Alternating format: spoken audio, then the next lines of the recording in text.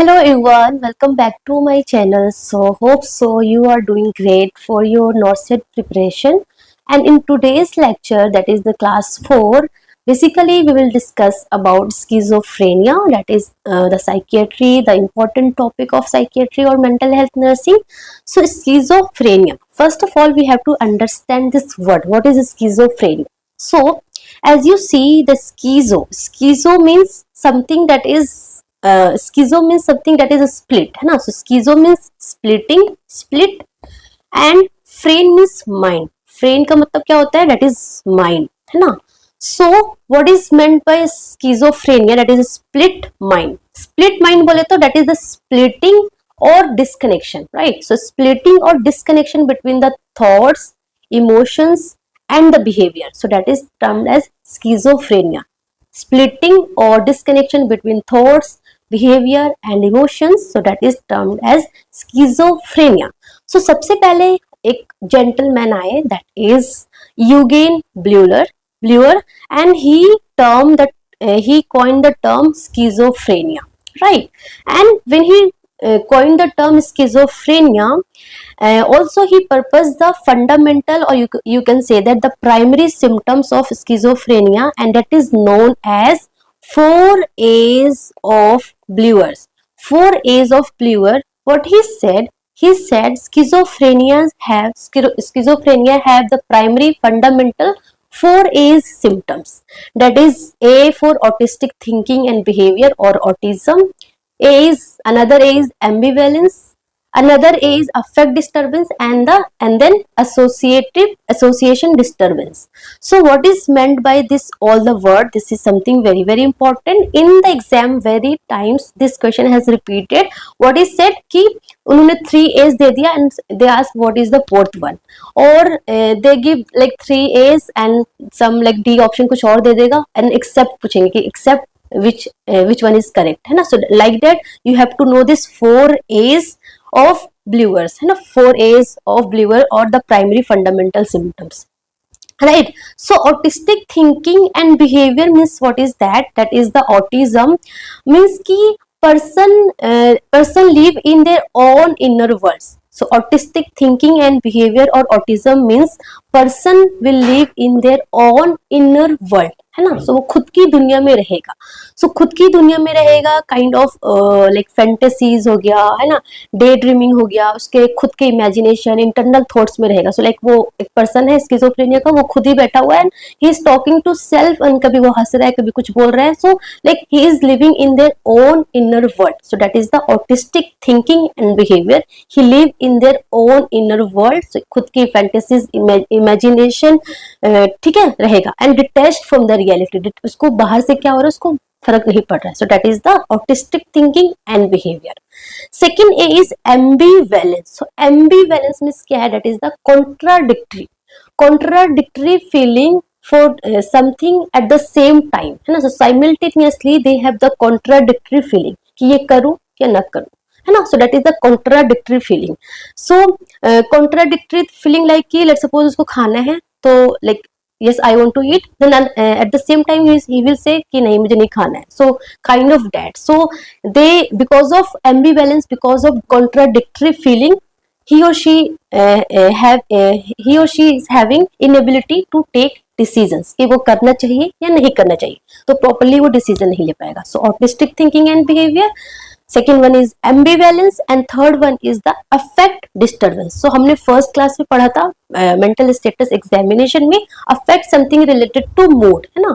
सो affect में emotions में disturbance होगा, इमोशंस, है ना. Affect is something related to emotion. So emotions में डिस्टर्बेंस होगा, तो like flat affect, blunted affect पढ़ा है ना हमने, इनअप्रोप्रिएट अफेक्ट. तो वो जो इमोशंस है वो अकॉर्डिंग टू सिचुएशन वो शो नहीं कर पाएगा. लेट्स सपोज आपने उसको कुछ सैड चीजें बताई, है ना, या तो वो हंसने लगेगा, या फिर जो सैड बताया तो आपको भी सैड होके सुनोगे ना, सैड आप शो करोगे, सैडनेस शो करोगे, तो वो उस तरीके का एप्रोप्रिएट अफेक्ट शो नहीं कर पाएगा. सो दैट इज अफेक्ट डिस्टर्बेंस होगा. एंड द नेक्स्ट लास्ट पर is the association disturbance. So association disturbance is something ki like disorganized thinking, disorganized thinking and speech होगा. Like association disturbance, associate नहीं कर पाएगा, their ideas are not logically corrected, है ना, their ideas is not logically corrected, their speech is very incoherent, है ना. So like that, let's suppose आपने उससे पूछा कि where do you live, so he will say the sky is blue,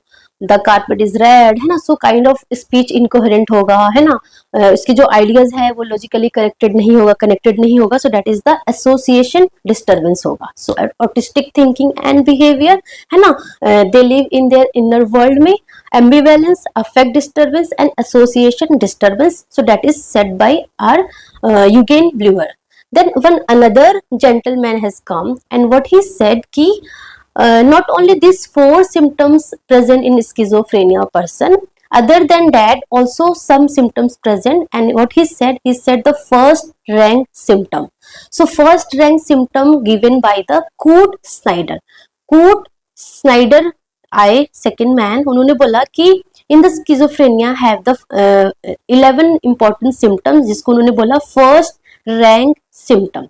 So first rank symptoms and 11 symptoms भी आपको by heart याद होना चाहिए, because यहाँ से भी MCQ एग्जाम में आता है कि वो like 4-5 options देते हैं, they ask कि which one present in the first rank symptom और कूट स्नाइडर सिम्टम्स में कौन कौन से प्रेजेंट होते हैं.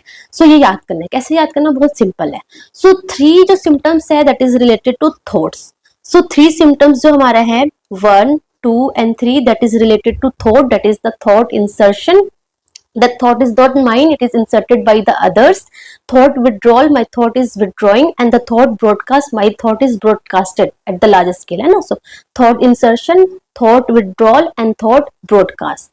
Then the three symptoms is related to passivity. Passivity is something like patient experience that thought, emotions, actions or sensation are controlled by the others. जो उसके जो emotions है, thought है, action है, वो उसके खुद के नहीं है, किसी और के थ्रू वो कंट्रोल हो रहे हैं. Like made volition, मतलब कि someone is controlling their action.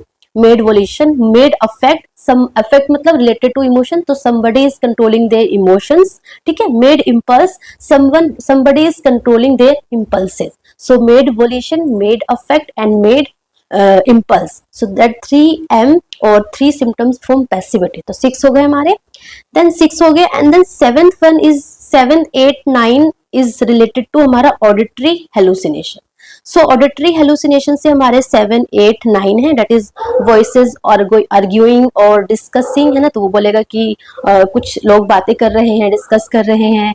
Voices giving running commentary, तो लाइक कुछ भी वो एक्शन करेगा तो बोलेगा कोई मुझे कमेंट करता रहता है, लाइक मैंने फ्रिज ओपन किया तो उस पर कमेंट कर दिया, है ना. मैंने कुछ भी करा उस पर कमेंट्री आती रहती है. So that is voice giving running commentary. And voices saying thoughts aloud, that is thought echo. जो भी वो सोच रहा है, जो उसके जो थॉट्स है वो अलाउड हो रहे हैं, मतलब बाहर वो लोगों को पता चल रहा है ना, वो थॉट अलाउडली कोई उसको थॉट को बोला जा रहा है. So that is the thought echo और voice saying thoughts aloud. So that is from auditory hallucination से ये 3 सिम्टम्स थे. उसके बाद 10th जो सिम्टम्स है that is delusional perception. So delusional perception, or you can say that primary delusion, what is meant, that is a delusion is attached to a normal person in an understandable manner.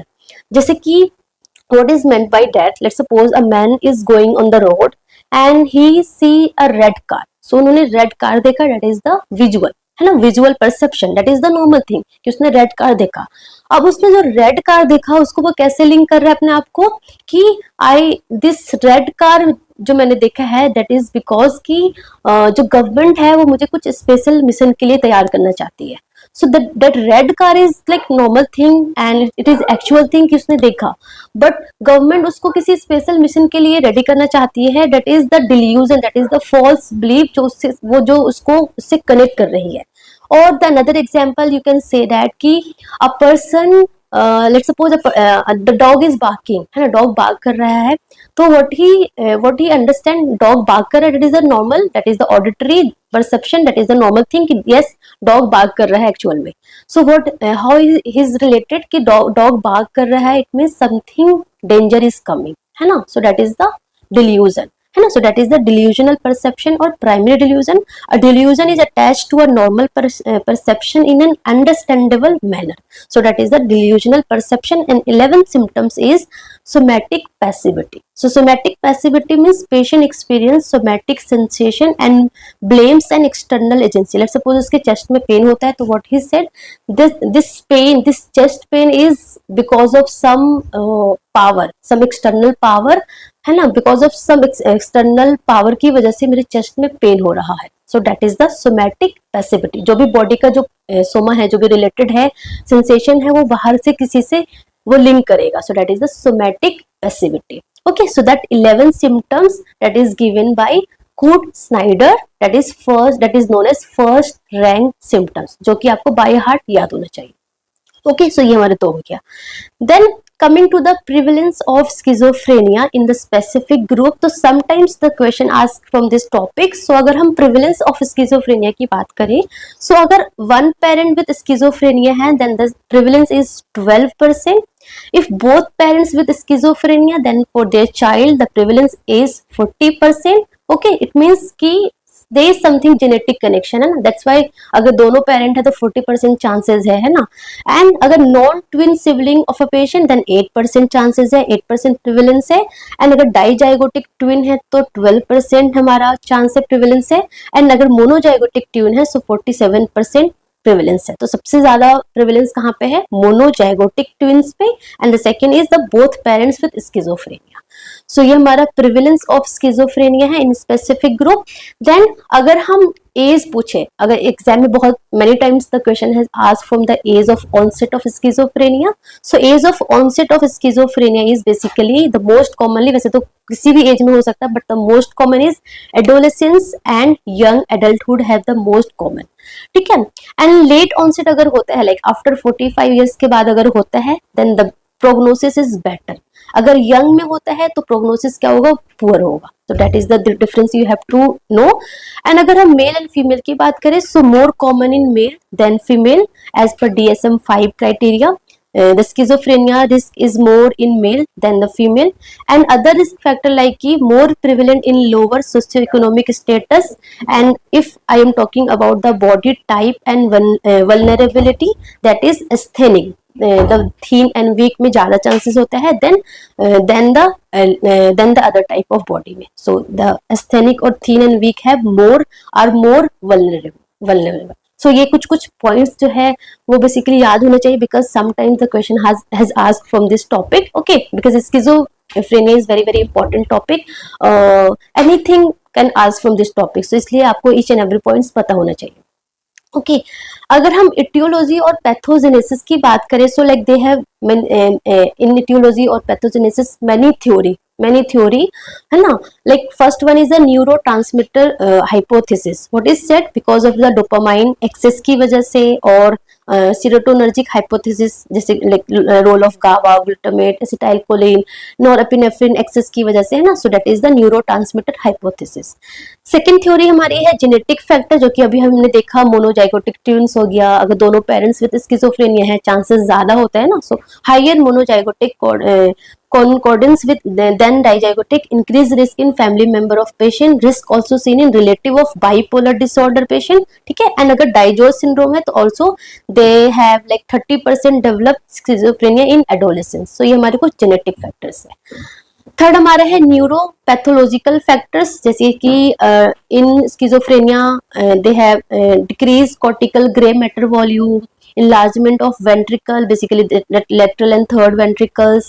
limbic system में smaller size and functional abnormalities in hippocampus, amygdala, because ये सारे हमारे emotions से related होता है ना. because of that smaller size and functional abnormalities in hippocampus, amygdala, abnormalities in prefrontal cortex, thalamus, basal ganglia, cerebellum, that is seen in schizophrenia person.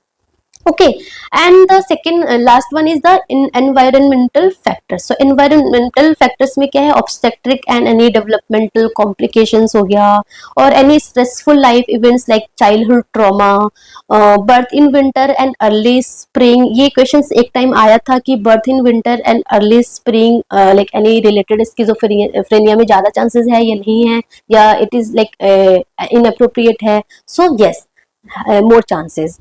Prenatal exposure to influenza virus and malnutrition हो गया, advance paternal age and drug abuse like cannabis also associated with this schizophrenia. तो ये तो कुछ हमारे risk factor, etiology था और pathogenesis था। Then coming to the symptoms, already we have discussed the symptom that is Eugen-Bleuer and the first rank symptoms, है ना। उसके अलावा और क्या क्या symptoms होते हैं, that is very important. So like positive symptoms, negative symptoms, है ना, disorganized speech हो गया, catatonic symptoms, तो वो symptoms हमें पता होना चाहिए। and diagnostic criteria क्या होता है for schizophrenia का।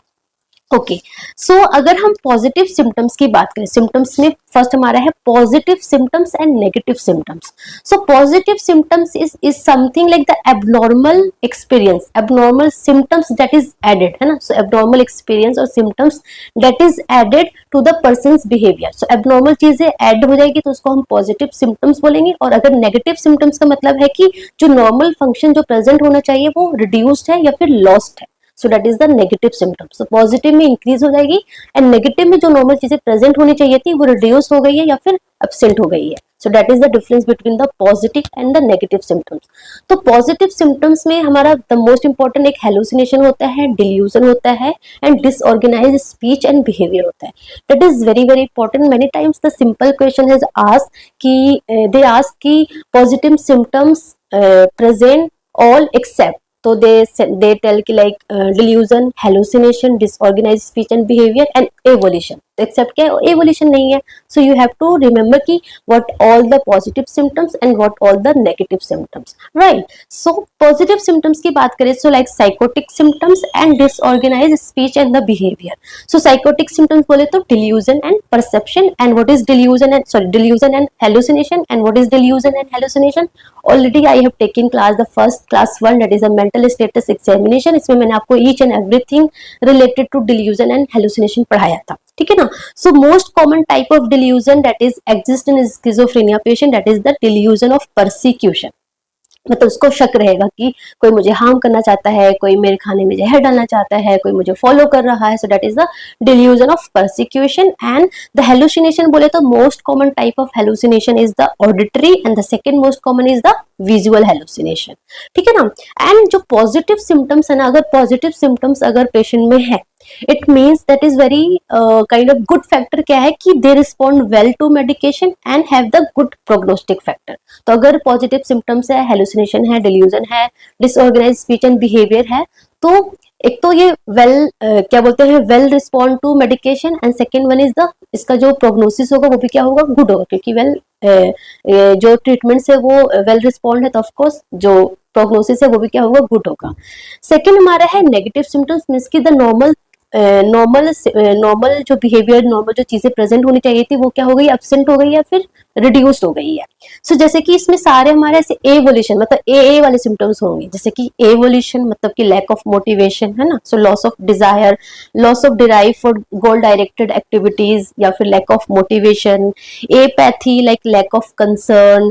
एनहीडोनिया मतलब कि पहले उसको उस एक्टिविटीज में मजा आता था, प्लेजर था, but now it is not pleasurable. Like पहले उसको क्रिकेट खेलना पसंद था बट नाउ क्रिकेट खेलना उसको पसंद नहीं आ रहा। So that is the anhedonia. Sociality मतलब कि lack of social interaction, affective flattening, है ना, ब्लंट अफेक्ट।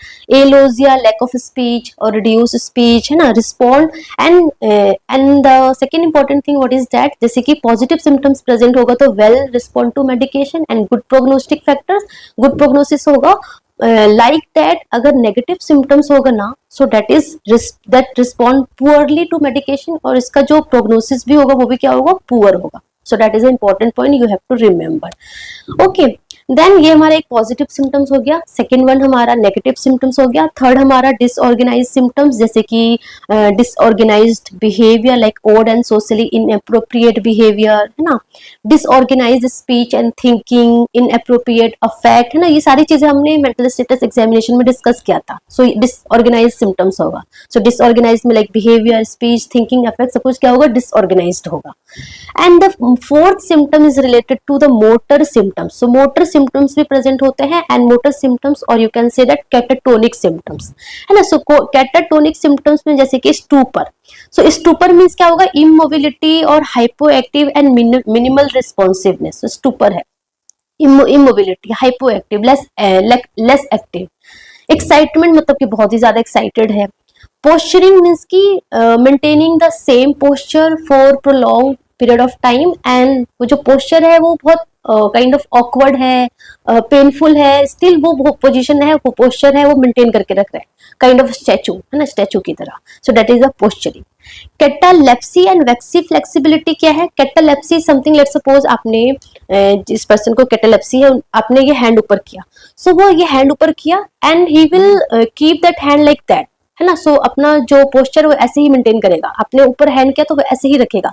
आपने ऊपर हैंड किया और आपने बोला आप हाथ ऊपर करो, और वापस से उसको नीचे करना चाहिए था ना, बट वो उसी पोस्चर में वो रिजिड हो जाएगा, है ना, बहुत रिजिड हो जाएगा। सो that is the catalepsy.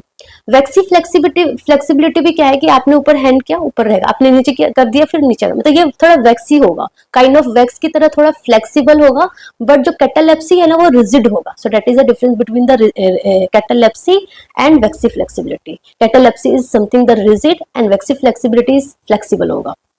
Okay, and the next one is the automatic obedience. So automatic obedience मतलब कि एनीथिंग यू आर सेइंग, वो उसमें सोच नहीं रहा है कि वो मेरे लिए बेटर है नहीं है। आप कुछ इलॉजिकल भी बोल रहे हो, वो उसको मानेगा।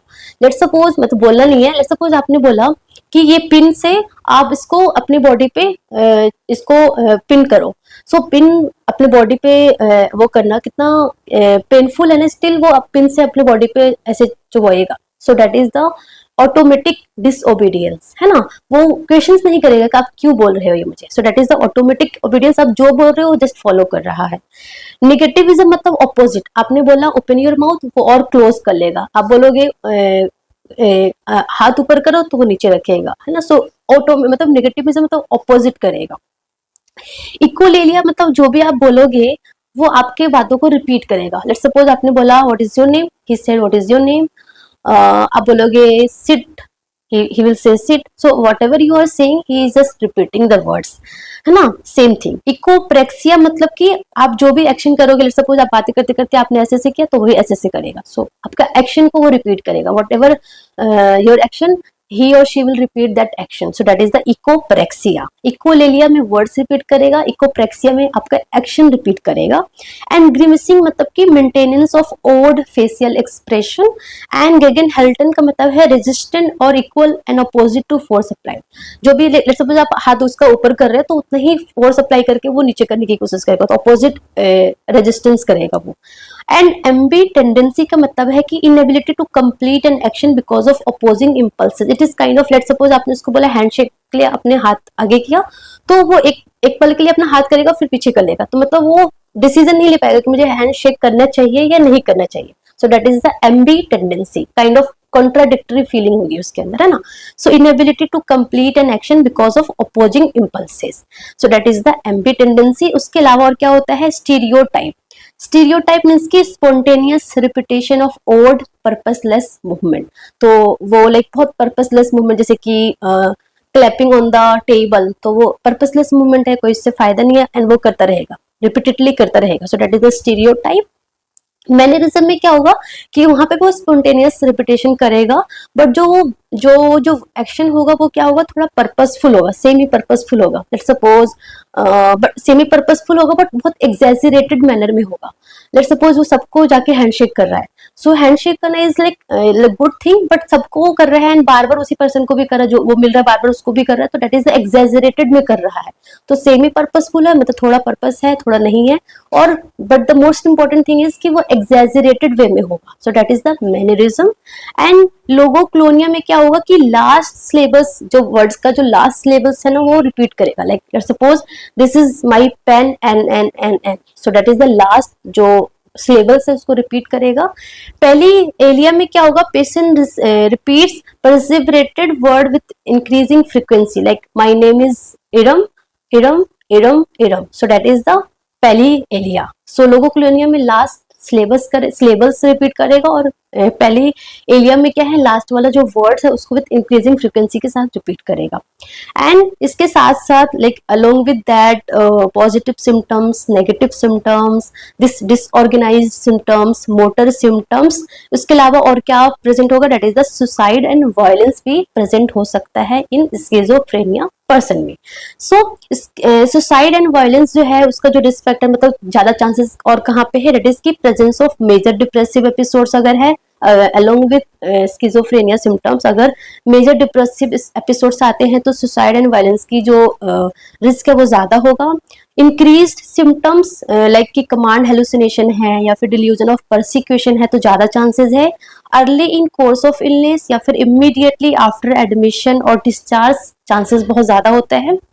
इन यंग मेल में कोमॉर्बिड सब्सटेंस अब्यूज में सुसाइड एंड वायलेंस की जो टेंडेंसी है वो ज्यादा होती है।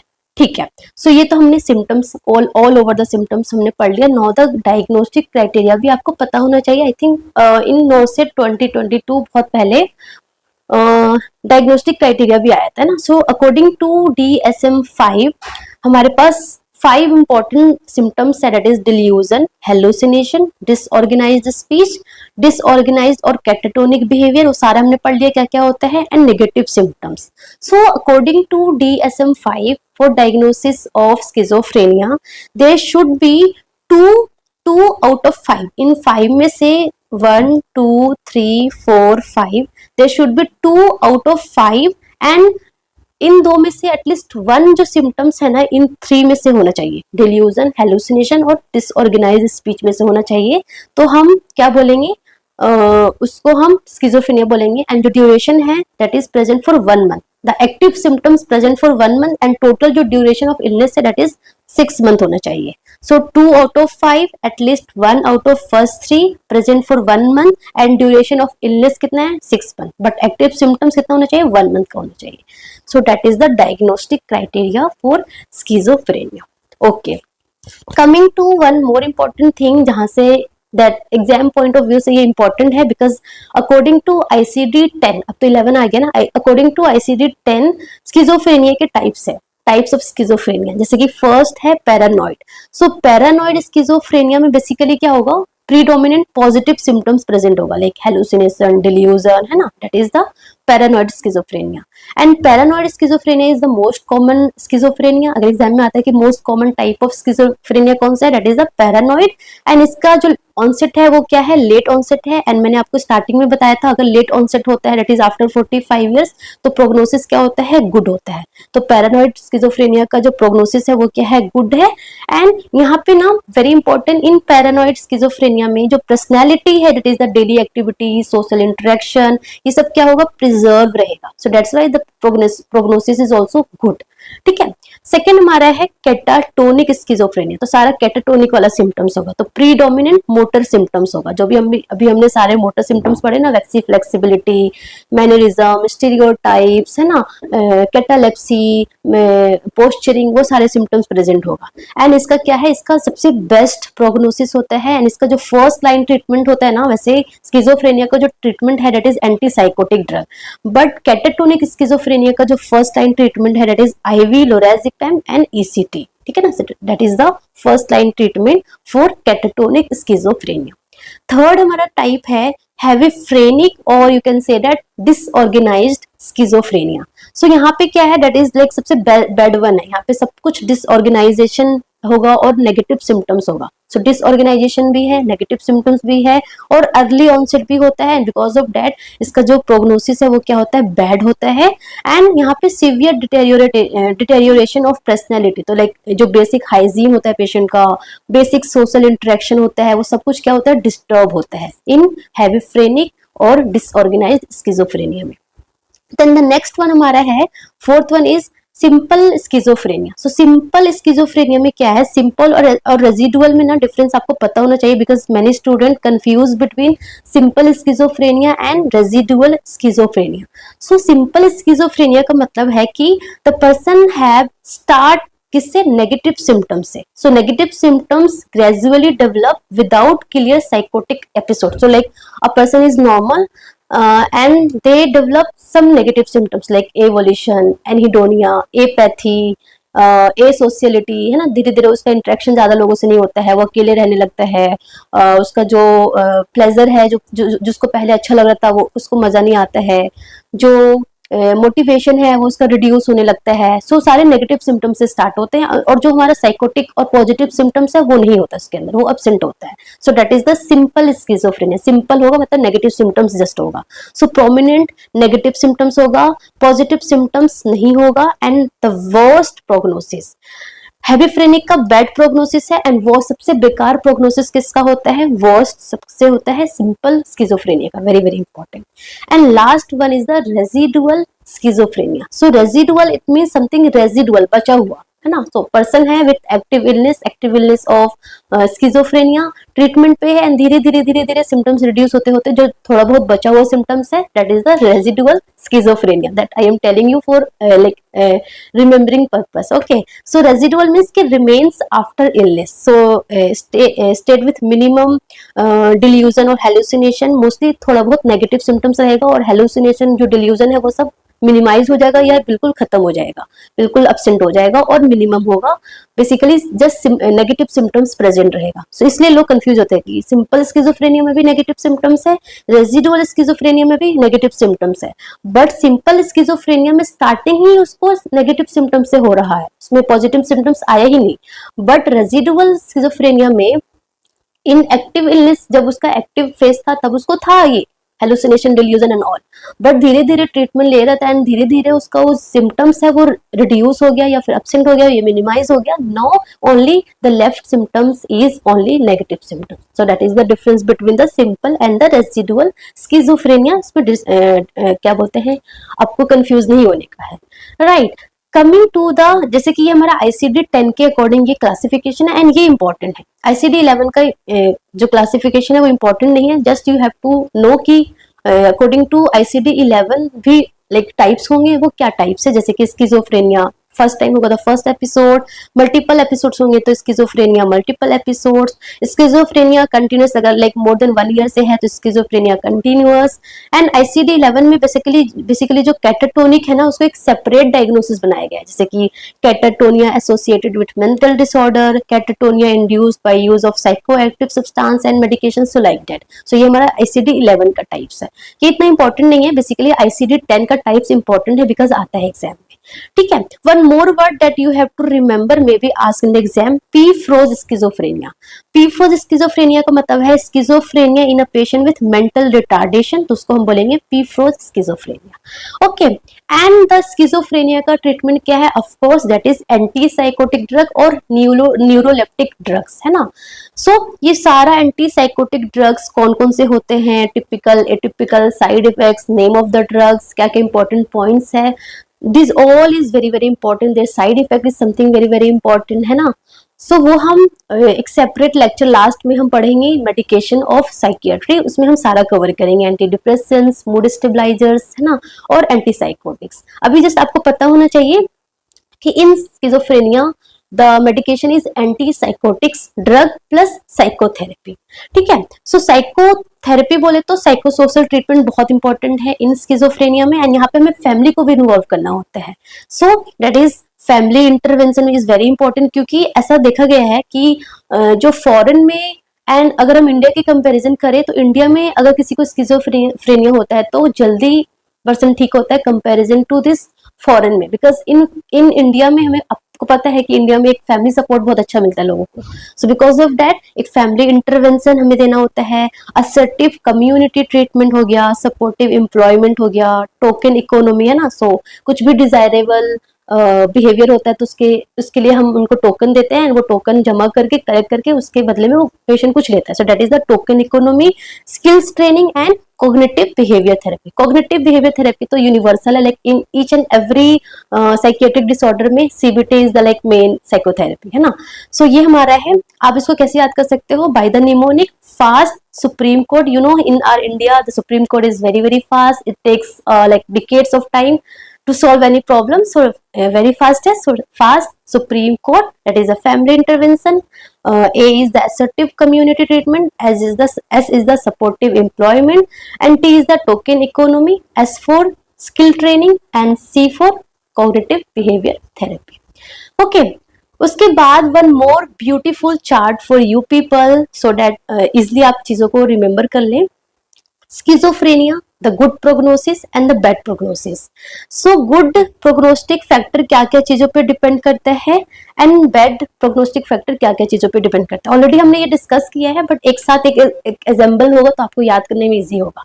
सो अगर ऑनसेट, अगर एक्यूट ऑनसेट है, एब्रप्ट ऑनसेट है, तो प्रोग्नोसिस क्या होगा? गुड होगा. वाइस वर्सा, अगर इंसीडियस, धीरे धीरे ऑनसेट है, धीरे धीरे सिम्टम्स आ रहे हैं, तो जो प्रोग्नोसिस होगा वो क्या होगा? बैड होगा. जितनी जल्दी आएगा उतनी जल्दी चला जाएगा, so that's why it is good. जितना धीरे धीरे आएगा उतना धीरे धीरे जाएगा, सो प्रोग्नोसिस क्या होगा? बैड होगा. एडवांस एज, लेटर एज में आफ्टर 35, आफ्टर 45 पे अगर ऑनसेट होता है तो प्रोग्नोसिस क्या होगा? गुड होगा. अगर अर्ली ऑनसेट है, लेस देन 20 पे है, तो प्रोग्नोसिस क्या होगा? बैड होगा. अगर कैटाटोनिक है टाइप्स, अगर कैटाटोनिक टाइप्स है या फिर पैरानोइड टाइप्स है, तो हमारा प्रोग्नोसिस क्या होगा? गुड होगा. ऑलरेडी हमने पढ़ा. अगर सिंपल डिसऑर्गेनाइज और हैवी फ्रेनिक है तो क्या होगा? क्या बोलते हैं? प्रोग्नोसिस इज बैड और वर्स. ठीक है. फीमेल में प्रोग्नोसिस क्या होगा? Good. Female is always good. So female में अगर होगा भी तो प्रोग्नोसिस क्या होगा? गुड होगा. एंड मेल में प्रोग्नोसिस क्या होगा? बैड होगा. अगर प्रोमिनेंट पॉजिटिव सिम्टम्स है, हमने भी पढ़ा था, तो प्रोग्नोसिस क्या होगा? गुड होगा. अगर प्रोमिनेंट नेगेटिव सिम्टम्स है तो प्रोग्नोसिस क्या होगा? बैड होगा. एंड अगर प्रेजेंस ऑफ अफेक्टिव सिम्टम्स, अगर इमोशंस वाले सिम्टम्स, अफेक्टिव सिम्टम्स अगर प्रेजेंट है तो जो प्रोग्नोसिस है वो गुड होगा. अगर अफेक्टिव सिम्टम्स एब्सेंट है तो प्रोग्नोसिस क्या होगा? बैड होगा. एंड अगर family history of mood disorder है तो प्रोग्नोसिस गुड होगा. बट अगर फैमिली हिस्ट्री ऑफ स्किज़ोफ्रेनिया है तो प्रोग्नोसिस क्या होगा? बैड होगा. So that is a simple table that you have to remember for good and bad prognostic factor. I think we have covered all the topic, all the point related to schizophrenia. Only the thing that is left is the medication, antipsychotics drug. That is something the vast topic, because इसमें हमारा typical atypical उसके drugs के example, उसके side effects and important points भी उसमें कुछ कुछ है, तो इसलिए हम वो सेपरेट लेक्चर लेंगे. ठीक है. एंड हमारा स्किज़ोफ्रेनिया फाइनली कंप्लीट हो गया. So all the best. Thank you so much. लगे रहो, जमे रहो, अच्छे से पढ़ते रहो. And if you have any doubt, just write in comment box. I will reply to that or like make some video for that so that आपको easily समझ में आ जाए. Okay, so all the best.